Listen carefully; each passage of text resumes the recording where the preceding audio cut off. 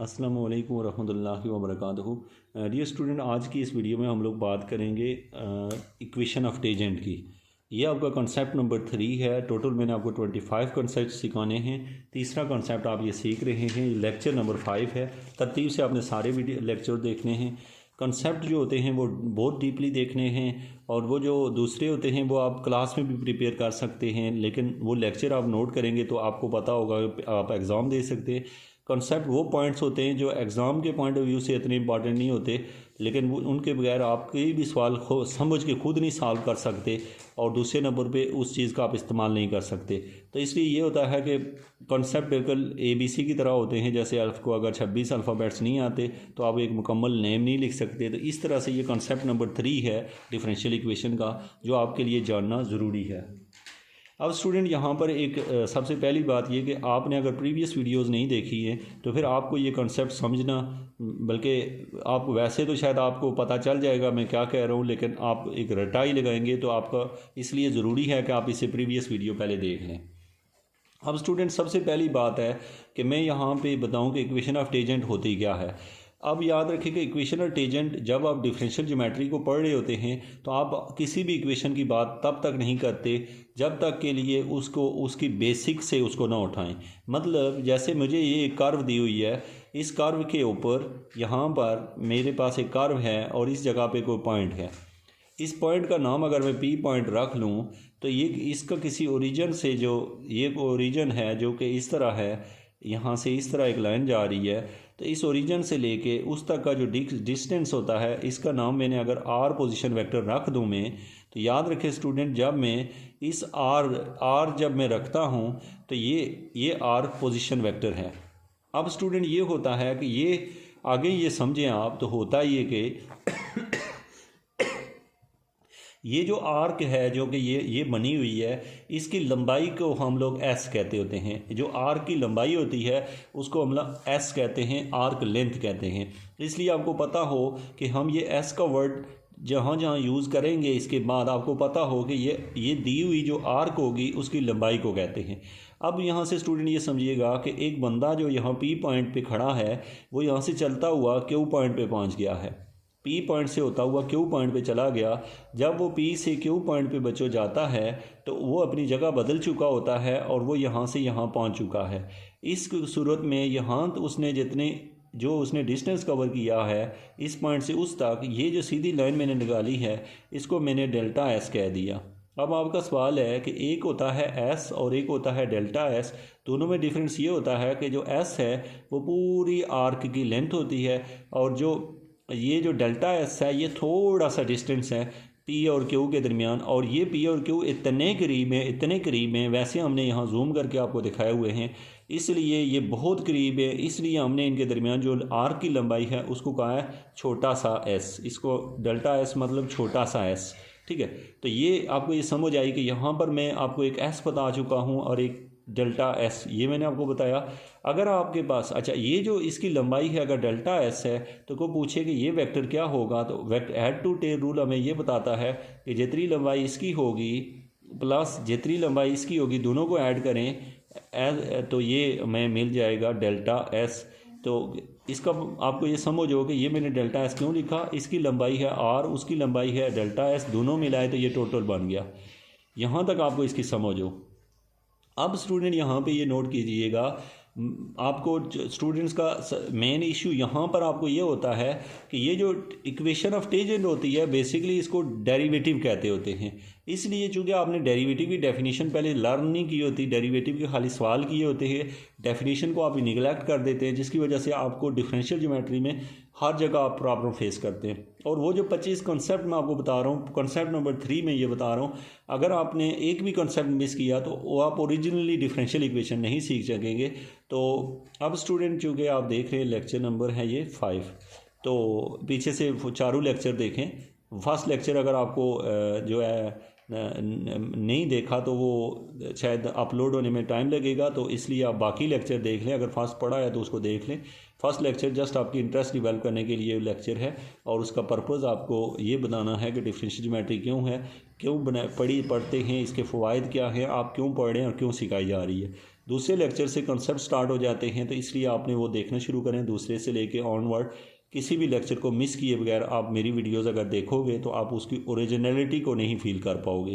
तो इसलिए स्टूडेंट यहाँ पे आपने कहा ये आर है, ये आर प्लस डेल्टा एस है, तो इस चीज़ को मैं अब इससे हट के आपको थोड़ा सा डेरिवेटिव के बारे में बताऊं। डेरिवेटिव होता क्या है? डेरिवेटिव ये होता है कि हम ये कहते हैं कि यहाँ पर कोई पॉइंट है P और यहाँ पर कोई पॉइंट Q है। कोई पूछे डेरिवेटिव होता क्या है, तो आप उसको ऐसे समझाएंगे, ये डेरिवेटिव यहाँ से डिराइव हुआ था।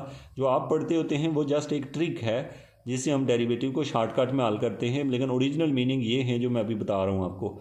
ये कोई पॉइंट P है और ये Q है, और इस P Q के दरमियान जो आर्क लेंथ है आपकी, वो आप उससे कहते होते हैं डेल्टा वाई। आपने पढ़ा होगा कि इसको हम डेल्टा वाई कहते हैं। और जो यहाँ से P पॉइंट से हम यहाँ तक जो हमारे पास आती है, इसकी एक लेंथ ये है, एक ये है, और ये हो गया डेल्टा वाई। अब आप करते ये हैं कि हम यहाँ पे कहते हैं जो टोटल हमारे पास इन दोनों के दरमियान में गैप होता है P और इनके दरमियान जो यहाँ की चौड़ाई होती है उसका नाम होता है डेल्टा एक्स। ठीक है, तो ये दो डिस्टेंस होते हैं। ये एक डिस्टेंस होता है डेल्टा वाई और एक होता है डेल्टा एक्स। उसकी बेस के ऊपर हम इसको बिल्ड करते हैं। अब आप ये समझिएगा इसका मतलब क्या है। देखें, मुझे को कहता है कि अगर मेरे पास delta Y over delta X करूं और साथ में लिख दूं कि limit delta X approaches to zero लिखूं, तो इसका मतलब क्या होगा? इसका मतलब ये होगा कि जब एक्स बहुत थोड़ा होगा, एक्स बहुत थोड़ा होने का मतलब कि एक्स ज़ीरो के बराबर हो जाएगा। ये कर्व मैंने थोड़ी सी ऐसी बना दी है जिसकी वजह से आपको ये फील हो रहा है। देखें, जब ये डिस्टेंस बीच में होगा ही नहीं, ये वाला डिस्टेंस ज़ीरो हो जाएगा, डेल्टा एक्स जो है वो ज़ीरो हो जाएगा, तो आपको पता है कि दोनों पॉइंट एक पॉइंट बन जाएंगे। कैसे? कि आपको पता है कि जो मैं P से दूर जाता रहूँगा बीच में गैप बढ़ता जाएगा। मैं और दूर जाऊँगा तो P और Q और कहीं चला जाएगा। इस तरह करके डिस्टेंस उनके दरमियान में बढ़ता जाएगा। तो इससे पता ये चला कि जितना हम डेल्टा एक्स को ज़ीरो करते हैं तो उस वक़्त जो डिस्टेंस होता है वो एक ही पॉइंट बन चुका होता है। तो जो एक पॉइंट के ऊपर जो लाइन होती है उसको टेंजेंट लाइन कहते हैं। इस चीज़ का नाम हमने रख दिया होता है, इसको हम नाम दे देते हैं dy ओवर dx। यानी को पूछे कि dy ओवर dx क्या होता है, तो ये होता है कि delta y over delta x, यानी थोड़ा सा ये लें और उसका इसके रिस्पेक्ट से जब लिमिट लें, तो लिमिट मतलब कि इसकी कीमत ज़ीरो के बराबर होने का मतलब ये नहीं है कि यहाँ ज़ीरो रखोगे तो कोई कीमत आएगी तो वो इन्फिनिटी हो जाएगा, ऐसा नहीं है। इसका मतलब है कि ये जब बहुत थोड़ा होगा तो बीच में गैप ख़त्म हो जाएगा दो पॉइंट्स के दरमियान, वो एक ही पॉइंट बनेगा। जब एक ही पॉइंट बनता है तो उसके ऊपर जो लाइन बनती है वो वाली लाइन जो होती है वो टेंजेंट लाइन होती है। ठीक है, उसको हम टेंजेंट लाइन कहते हैं, इसलिए हम उसे dy बाई dx कहते हैं। अब स्टूडेंट आपका सवाल यहाँ पर ये है, जो आप मेन क्वेश्चन यहाँ राइज होता है कि वो क्या है। ठीक है, मेन क्वेश्चन आपका ये है जो यहाँ पे, अच्छा डेल्टा वाई यहाँ पे शायद बुक में इसको लिखता है, इसकी हाइट को लिखता है, और डेल्टा एक्स इसको लिखता है। ठीक है, तो अब देखिए स्टूडेंट, मेरे पास जो नेक्स्ट यहाँ पर है, मैं जो इस टॉपिक में आपको इक्वेशन ऑफ टेंजेंट समझाना चाह रहा हूँ वो क्या है। वो ये है कि अब यहाँ से इसके कंसेप्ट समझें, एक एक पॉइंट समझें।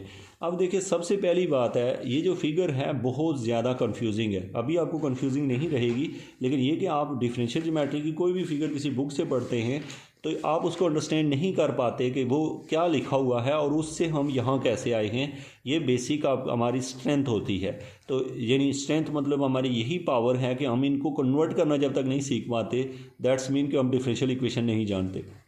अब यहाँ पे नोट करें कि मैंने यूँ लिखा है, let R be the position vector of a point P on the curve, then we noted that, हमने कहा लेट P कोई पॉइंट है और P कोई पॉइंट है, पोजीशन वेक्टर है, ये R पोजीशन वेक्टर है किसी पॉइंट P के रिस्पेक्ट से, ये लिख दिया।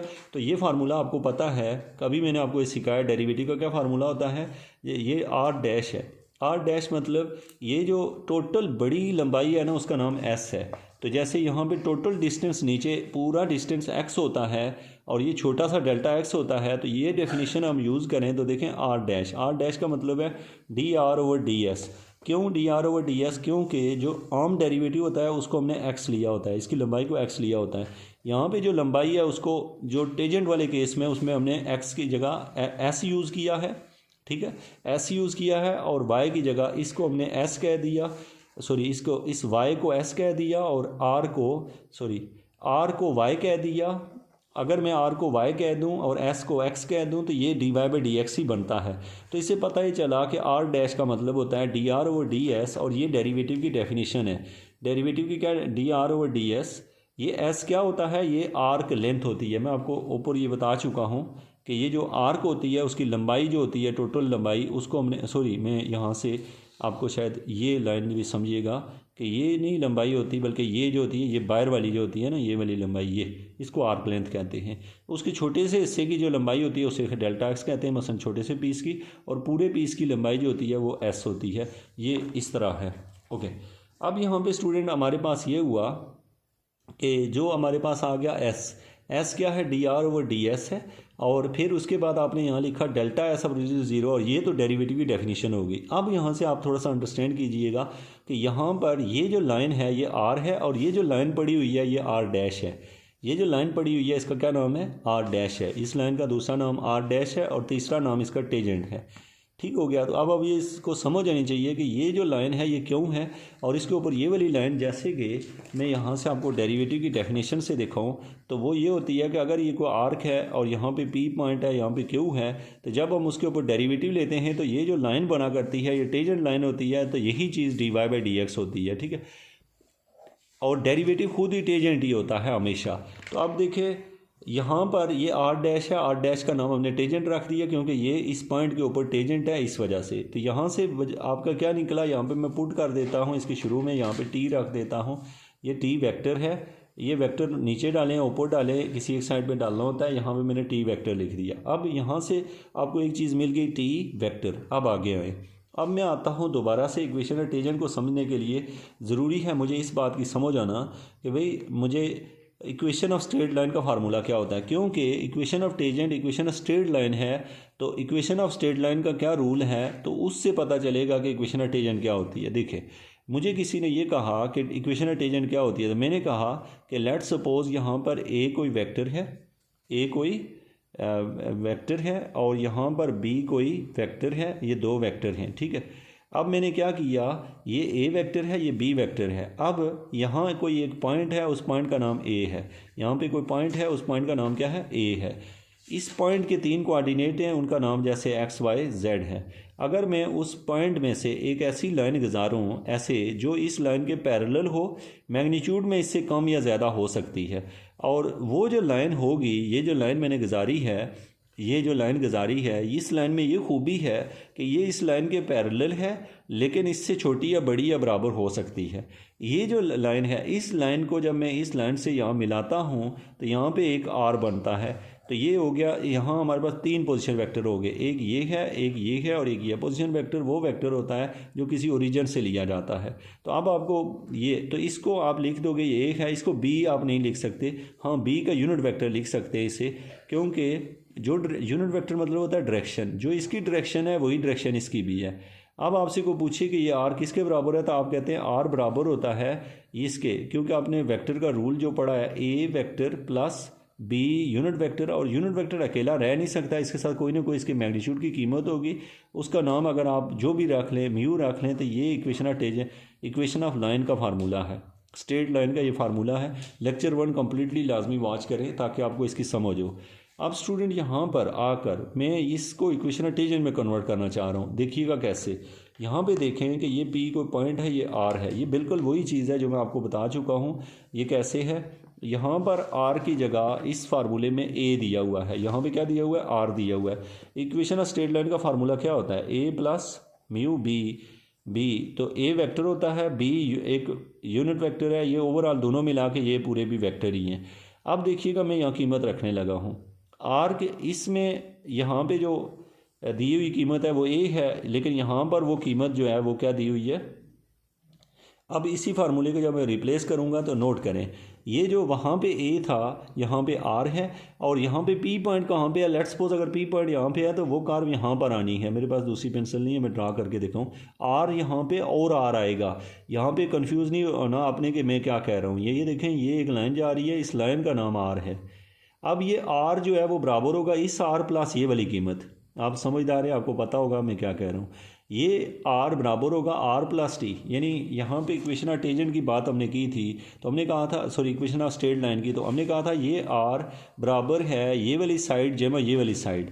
तो यही काम हमने यहाँ भी किया, ये वाली साइड जमा ये वाली साइड, लेकिन इसके साथ एक कांस्टेंट मल्टीप्लाई किया, क्योंकि यहाँ ये टी एक यूनिट वेक्टर होता है। यूनिट वेक्टर जो होता है वो मैग्नीट्यूड को नहीं बताता, इसलिए उसके साथ कोई नंबर मल्टीप्लाई किया होता है, जैसे यहाँ यू मल्टीप्लाई किया हुआ है, या इसको मैं म्यू कह देता हूँ, क्योंकि पीछे म्यू कहा था तो आप भी म्यू कहते हैं। तो ये पता चला कि इक्वेशन ये आर क्या है, ये कैपिटल आर अब यहाँ पर है, इसलिए आपको ये इस तरह दिखाई दे रहा है। This one is the equation of tangent, and equation tangent is also called a straight line. Geometry के लिए उसका आपको इम्पैक्ट पता आना चाहिए और इनके फ़र्क का पता आना चाहिए दोनों का। तो लास्ट पे जाके मैं इन दोनों के फिगर्स आपको दिखा देता हूँ बना के, ताकि आपको बाद में कन्फ्यूजन ना हो। ये चूँकि एक साथ दो फिगर मिक्स है और यहाँ पे भी फिगर के दो मीनिंग हैं, जिसकी वजह से आप उसको ख़राब कर सकते हैं। तो यहाँ पे ये समझिएगा, मुझे किसी ने कहा कि इक्वेशन ऑफ स्ट्रेट लाइन लिखो तो उसकी फ़िगर पहले बनाओ। कैसे? ये एक एक्स एक्सिस है, ये आपका वाई एक्सिस है, यहाँ पर कोई लाइन है, उस लाइन का नाम है ए वेक्टर, यहाँ पर कोई लाइन है उसका नाम है बी वेक्टर। मैंने यूँ किया कि यहाँ पे कोई पॉइंट है ए, इस पॉइंट में से एक ऐसी लाइन गुजारनी है जो इस लाइन के पैरेलल हो, पैरेलल मीन जो डायरेक्शन उसकी हो, इसकी भी वही डायरेक्शन हो। ये जो लाइन मैंने गुजारी है, ये वाली लाइन, इस लाइन को स्ट्रेट लाइन कहते हैं। इसकी कीमत निकालते कैसे हैं? इसकी कीमत, ये जो बी वेक्टर होता है उतना ही इसको भी लिया जाता है, लेकिन ये इसमें और उसमें ये फ़र्क होता है कि ये बी वेक्टर है, ये बी यूनिट वेक्टर है। यूनिट वेक्टर के जो इसकी डायरेक्शन है वही डायरेक्शन इसकी है, मैग्नीट्यूड इन दोनों का डिफरेंट है। अब हमने क्या किया कि लेट सपोज के आपके पास इसकी लंबाई ये होगी। अब मैं इस पॉइंट को उसके हेड से ऐसे मैच करवाता हूँ। याद रखिए कि मैंने हेड टू टेल रूल जोड़े नहीं है। हेड टू टेल रूल ये होता है कि पूरे बी को उठा के रखना होता है। इन दैट केस यहाँ पर जो ये आर है, आर इक्वल होगा ए प्लस बी के, अगर हेड टू टेल रूल लगाऊँ। लेकिन अगर मैं हेड टू टेल रूल नहीं लगाता तो मेरे पास आर आएगा, आर आता है ए प्लस, फिर चूँकि ये वाला जो बी है ये बी वेक्टर नहीं है, ये जस्ट यूनिट वेक्टर है। हेड टू टेल रूल कहता होता है कि ये पूरा वेक्टर उठा के रखो, जबकि यहाँ हमने वेक्टर उठा के नहीं रखा, यहाँ पे हमने उसकी डायरेक्शन खाली यूज़ की हुई है, इसलिए साथ में हम म्यू बी लिखते हैं। म्यू बी मतलब कि ये ए कोई वेक्टर है, बी उसका इसका मैग्नीट्यूड है, और यहाँ यूनिट वेक्टर, ये दोनों मिले हैं मैग्नीट्यूड, और तो अब ये बना है वेक्टर। तो ये हमारे पास है टोटल स्ट्रेट लाइन का फार्मूला। अब टेंजेंट लाइन के फार्मूले में ये फ़र्क पड़ता है कि उसमें जस्ट आपके पास ये एक लाइन है, एक लाइन ये है, यहाँ पर कोई आर जा रहा था, उस आर में ए पॉइंट है, यहाँ पे ए था, यहाँ पे ये आर है, वहाँ पे आर कोई और आर था, यहाँ पे आर ये वाला ए यहाँ आर में शिफ्ट हो गया है। अब यहाँ पे एक वेक्टर जा रहा था, उस वेक्टर का नाम जो कि हमने इधर यूज़ किया हुआ है, मैं वही करूँगा। वेक्टर का नाम हमने यूज़ किया है टेंजेंट। क्या नाम यूज़ किया? टेंजेंट। अब मैंने इसी टेंजेंट को, टेंजेंट इसलिए कि ये इसी डायरेक्शन में मैंने टेंजेंट वेक्टर लिया ये। अब ये जो मेरा टेंजेंट वेक्टर है मैंने उसका यूनिट वेक्टर ले लिया। टेंजेंट वेक्टर होता है यूनिट वेक्टर है, इसको भी यूनिट ही कहते हैं क्योंकि फिर ये वही लिया हुआ है। अब मैंने क्या किया, यहाँ पर एक लाइन लगाई, इस लाइन का नाम कैपिटल आर रख लिया, तो इससे फार्मूला बना आर इज इक्वल टू ये वाला आर प्लस इनके नीचे वेक्टर आता है, और ये टी आपको पता है ये यूनिट वेक्टर है, इसके साथ कोई ना कोई मैग्नीट्यूड होगा तब ये पूरी कीमत देगा। तो ये हमारे पास हो गया आपके पास टोटल जो है ये। तो इसको कहते हैं इक्वेशन ऑफ टेंजेंट लाइन और इसको कहते हैं इक्वेशन ऑफ स्ट्रेट लाइन। याद रखें equation of straight line also उसको, यानी इक्वेशन ऑफ टेंजेंट लाइन भी स्ट्रेट लाइन ही होती है। तो ये था आज आपका कॉन्सेप्ट नंबर 3। तो इसको ज़रूर जो है ना आप प्रिपेयर करें। Thank you so much.